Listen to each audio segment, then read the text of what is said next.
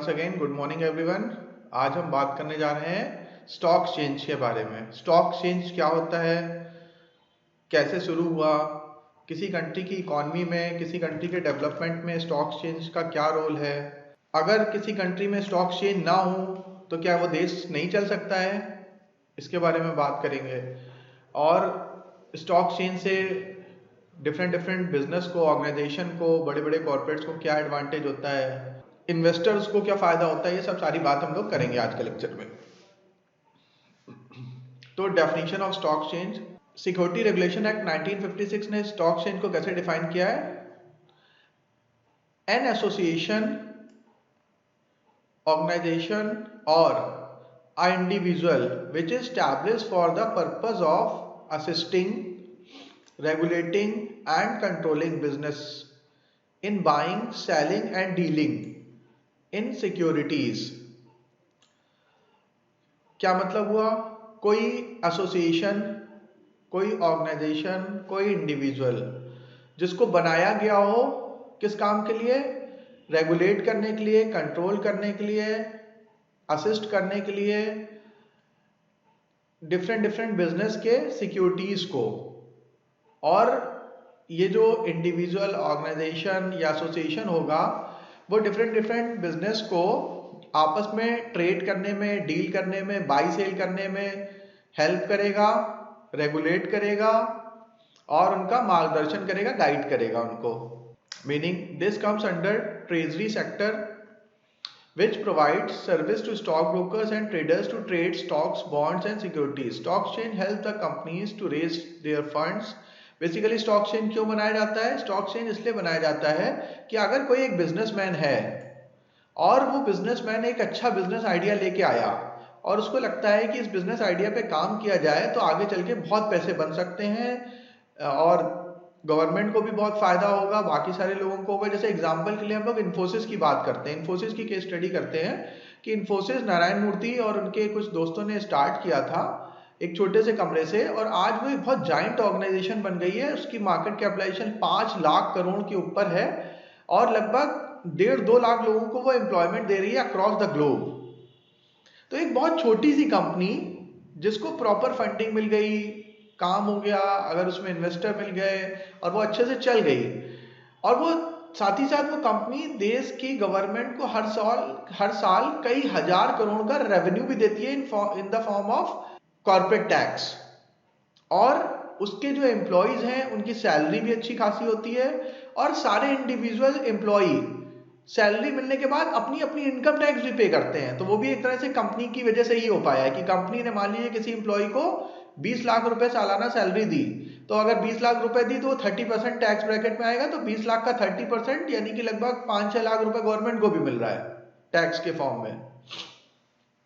तो इस तरह से एम्प्लॉय का जो प्रॉफिट होता है या जो सैलरी मिलती है उससे भी गवर्नमेंट को फायदा मिलता है in form of income tax, और कंपनी खुद भी डायरेक्टली कॉर्पोरेट टैक्स पे करती है। उसके बाद वो जो डिविडेंड डिस्ट्रीब्यूट करती है अपने इन्वेस्टर को, उसमें भी government dividend distribution tax charge करती है। तो इस तरह से किसी देश में बिजनेस जितने ज्यादा होते हैं उस देश की गवर्नमेंट को बहुत ज्यादा फायदा मिलता है। साथ ही साथ लाखों लोगों को एम्प्लॉयमेंट मिलता है, उनका लिविंग स्टैंडर्ड बढ़ता है, उनकी फैमिली को अच्छी एजुकेशन मिलती है, अच्छी फैसिलिटीज मिलती है। तो इस तरह से स्टॉक एक्सचेंज का ही ये सब रीजन है कि स्टॉक एक्सचेंज है तो बिजनेस ग्रो कर पाते हैं, क्योंकि बिजनेस ग्रो करने के लिए उनको नए इन्वेस्टमेंट की चाहिए। उनको अगर अपने प्लांट को एक्सपैंड करना है, अपने प्लांट को मॉडर्नाइज करना है या इस तरह की कुछ भी चीजें करनी है तो उनको फंड्स की जरूरत है। और फंड्स उनको कहाँ से मिलते हैं? जनरली अगर उनको बल्क में फंड लेने हैं तो उनको स्टॉक एक्सचेंज की तरफ जाना पड़ता है, आईपीओ लेके आना पड़ता है, या फिर एफपीओ लेके आती हैं जो एग्जिस्टिंग कंपनियां हैं। न्यू कंपनी लिस्ट हो रही है तो आईपीओ लेके आएगी।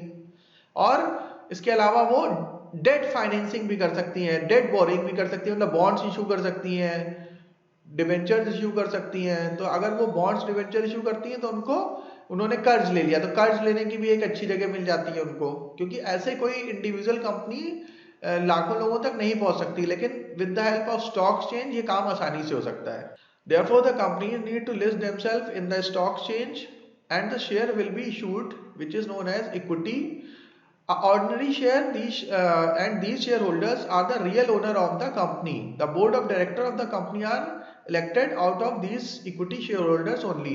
इसमें ये कह रहा है कि वो कंपनी अपना आईपीओ लेके आती है, अपने आप को लिस्ट करती है तो बहुत सारे लोग जब उसमें निवेश करते हैं आईपीओ में, और उसके बाद वो कंपनी लिस्ट होती है, और जैसे जैसे वो कंपनी अच्छा परफॉर्म करती है तो वो जितने भी शेयर होल्डर्स हैं जो उसके ओनर्स भी होते हैं, क्योंकि शेयर होल्डर्स को ही हम लोग ओनर भी कहते हैं, तो उनकी वेल्थ भी बढ़ती है, और वही लोग कंपनी के मैनेजमेंट को भी इलेक्ट करते हैं, बोर्ड ऑफ डायरेक्टर्स को ढूंढते हैं, सीईओ और एमडी ऑफ द कंपनी को फाइंड आउट करते हैं, सारे के सारे लोग सब काम शेयर होल्डर्स ही करते हैं। तो ये पूरा स्टॉक चेन है। यानी स्टॉक चेन एक ऐसा मैकेनिज्म, ऑर्गेनाइजेशन, एसोसिएशन है जो कंपनियों को फंड रेज करने में हेल्प करता है, उनको लिस्टिंग कराता है, फिर वहां पर ट्रेडिंग होती है, फिर उनको रेगुलेट करता है, और ये सारी की सारी चीजें होती है, और इससे इन्वेस्टर का, गवर्नमेंट का, बिजनेस ओनर्स का बहुत फायदा होता है। तो उम्मीद है आपको स्टॉक चेन क्लियर हुआ होगा। अगर किसी को डाउट है तो पूछ सकता है। अच्छा, एक चीज ये बताइए कि जैसे कोई कंपनी है और उसको अपने शेयर डाइल्यूट नहीं करने हैं, लेकिन उसको पैसे की जरूरत है, तो स्टॉक चेन से कैसे पैसा फंड रेज करेगा? वो अपने शेयर बेचना नहीं चाहता है, लेकिन वो कंपनी अपनी शेयर नहीं बेचना चाहती है, लेकिन उसको पैसे की जरूरत है, तो वो स्टॉक चेन से कैसे फंड रेज करेगी? हाँ, डिवेंचर्स या बॉन्ड्स इशू करेगी, अभी अभी मैंने बताया है, और उसके थ्रू वो, मतलब अगर कोई अपनी कंपनी अपने शेयर्स को नहीं डाइल्यूट करना चाहती है, वो अपनी ओनरशिप को अपने पास रखना चाहती है, तो वो डिबेंचर्स या बॉन्ड्स इशू कर सकती है। अच्छा, एक चीज ये बताइए आप लोग कि डेट और इक्विटी में कौन सा फंड रेज करने का मीडियम ज्यादा अच्छा है? मतलब हमें डेट के फॉर्म में फंड रेज करना चाहिए कि इक्विटी के फॉर्म में करना चाहिए? हम लोग ये नहीं कह सकते कि डेट अच्छा है कि इक्विटी अच्छा है, डिपेंड करता है सर्कमस्टेंसेस पे, सिनेरियो पे, कंडीशंस पे। क्या मतलब हुआ? जैसे अभी आपको एग्जांपल दें, actually equity is considered as the most expensive form of borrowing. Golden statement है, नोट कर लीजिएगा चाहे। Equity is considered as the most expensive form of borrowing. क्या मतलब हुआ? मतलब ये हुआ कि इक्विटी में अगर आप फंड रेज कर रहे हैं तो सबसे महंगा पड़ता है। कैसे महंगा पड़ता है? हम लोगों को तो कुछ देना ही नहीं होता, अगर प्रॉफिट होगा तभी देना होगा, लॉस होगा तो देना ही नहीं होगा, तो सबसे सस्ता हुआ। तो मैं सबसे महंगा कैसे बोल रहा हूं? कोई एक्सप्लेन कर सकता है इस चीज को? इस स्टेटमेंट को कोई एक्सप्लेन कर सकता है कि why equity is considered as the most expensive form of borrowing? हाँ, एक चीज आप ये समझिए कि जैसे नारायण मूर्ति साहब थे, फिर से हम लोग बात करते हैं इन्फोसिस की। इन्फोसिस नारायण मूर्ति साहब ने शुरू करी थी, और इस समय घटते घटते घटते नारायण मूर्ति साहब के पास नियर अबाउट 1% शेयर्स हैं, और 1% शेयर होने के साथ साथ वो, मतलब उनका कोई भी बात सुनता नहीं है मैनेजमेंट में, और उनकी कोई मर्जी नहीं चलती है। एक तरह से वो मालिक थे कंपनी के, उन्होंने कंपनी स्टार्ट करी, उन्होंने एस्टैब्लिश करी, सब कुछ किया, लेकिन अभी उनकी कोई भी बात नहीं सुनता है, कोई भी प्रॉपर उनको रिगार्ड नहीं दे रहा है, और वो इस समय कंपनी के सीईओ भी नहीं है, रिटायर ही हो गए, एक तरह से बाहर ही कर दिया गया एक तरह से उनको, कोई उनका कुछ खास रह भी नहीं गया इन्फोसिस। और ऐसा इन्फोसिस के बहुत सारे फाउंडर मेंबर्स के साथ हुआ है। तो जिन लोगों ने अपनी शेयर्स इक्विटी को बहुत डाइल्यूट कर दिया है, जैसे कि एक और एग्जांपल लेते हैं, दुनिया की सबसे बड़ी कंपनियों की मार्केट कैपिटलाइजेशन देखेंगे तो आपको शायद एप्पल मिलेगा ऊपर, गूगल मिलेगा, अमेजोन मिलेगा, टेस्ला नीचे मिलेगा, लेकिन तब भी एलन मस्क जो है वो दुनिया के रिचेस्ट बन गए थे अभी। क्यों? क्योंकि उनके पास परसेंटेज शेयर उनकी कंपनी का ज्यादा है, और जेफ बेजोस के पास अमेजोन का सिर्फ 10% शेयर है, तब भी वो प्लेनेट के सबसे अमीर इंसान थे। अगर हम सोचो उनके पास 40-50% होता तो एलन मस्क या कोई भी उनको कभी भी पीछे नहीं कर पाता। तो यानी कि अगर आप इक्विटी से फंड रेज करते हैं, आप अपने शेयर बेच बेच के पैसे उठाते हैं मार्केट से, तो वो आगे चल के आपको बहुत महंगा पड़ता है, क्योंकि आपको खुद नहीं पता आपकी कंपनी कितनी बड़ी हो जाएगी। तो इसलिए इक्विटी रेज करने में, इक्विटी के थ्रू फंड रेज करने में आपको बहुत सावधानी बरतनी चाहिए। बहुत ज्यादा शेयर्स डाइल्यूट कर देंगे तो आप खुद कंपनी का कमांड खो देंगे, जैसे कि नारायण मूर्ति साहब के साथ हुआ।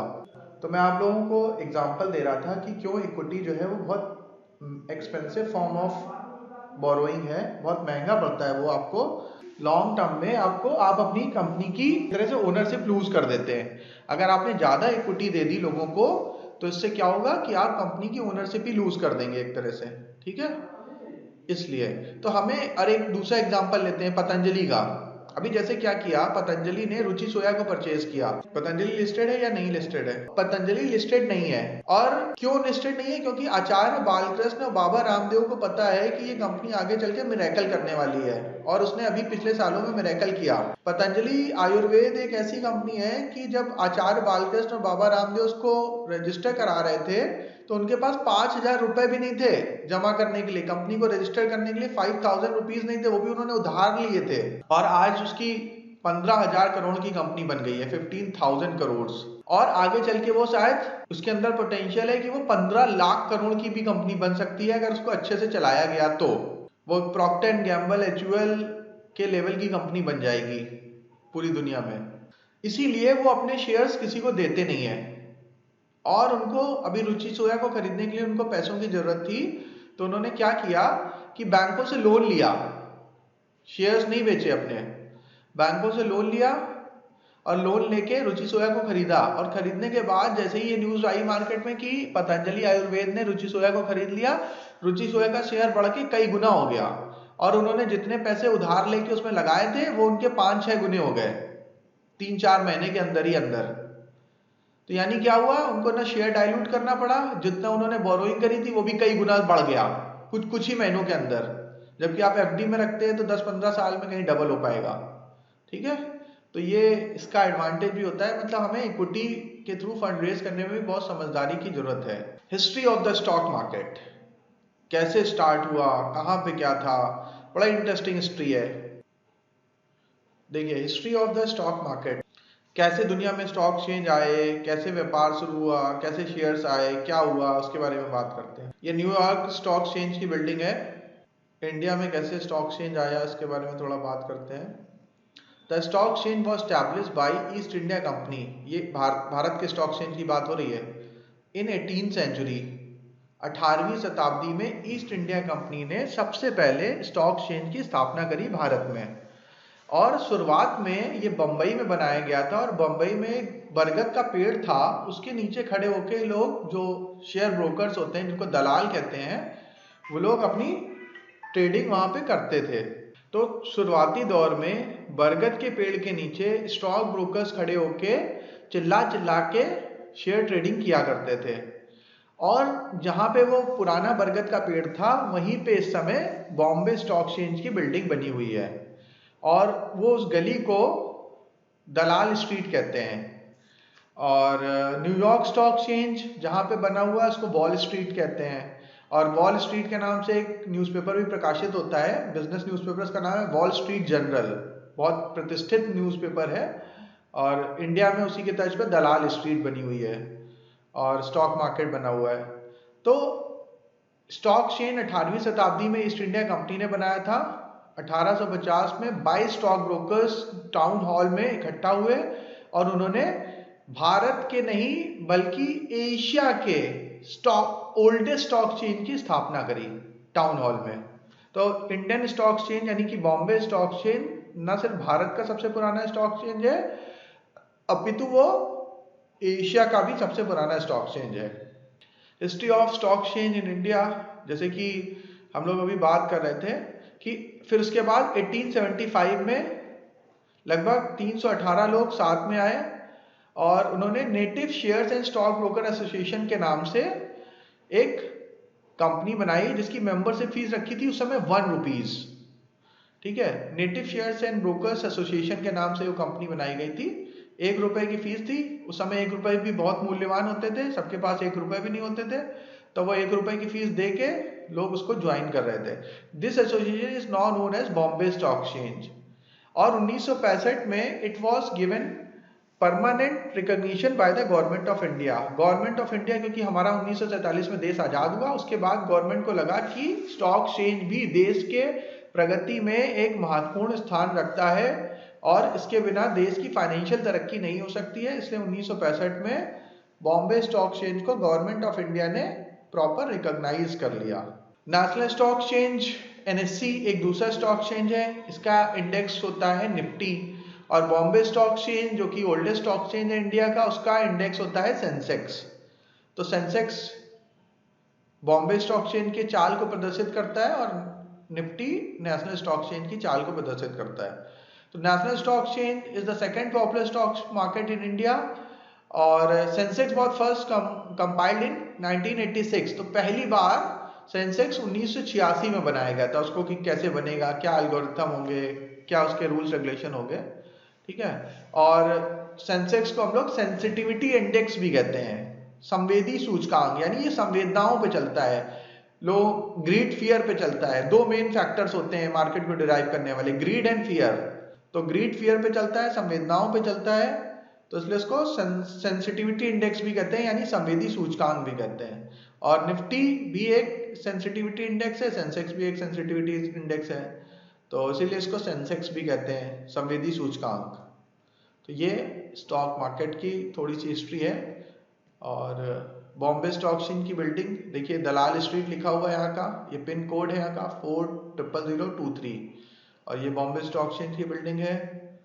और फिर बॉम्बे स्टॉक एक्सचेंज के बारे में हम लोग ने भी बात करी कि 1875 में इसको बनाया गया था।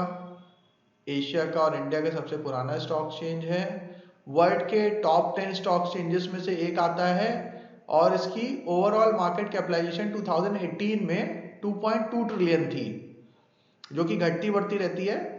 फिर उसके बाद मार्च 2019 में 2.1 ट्रिलियन हो गई थी, थोड़ा घट गया होगा मार्केट, और अभी हम लोग निकालेंगे तो ये काफ़ी बढ़ चुकी होगी, क्योंकि इस समय मार्केट ऑल टाइम हाई पे चल रहा है। तो अभी हम लोग चेक कर लेंगे गूगल पे कि इस समय आज की तारीख में क्या मार्केट कैपिटलाइजेशन है। और इसमें लगभग 5000 के आसपास कंपनियां लिस्टेड हैं, और ये मुंबई में लोकेटेड है।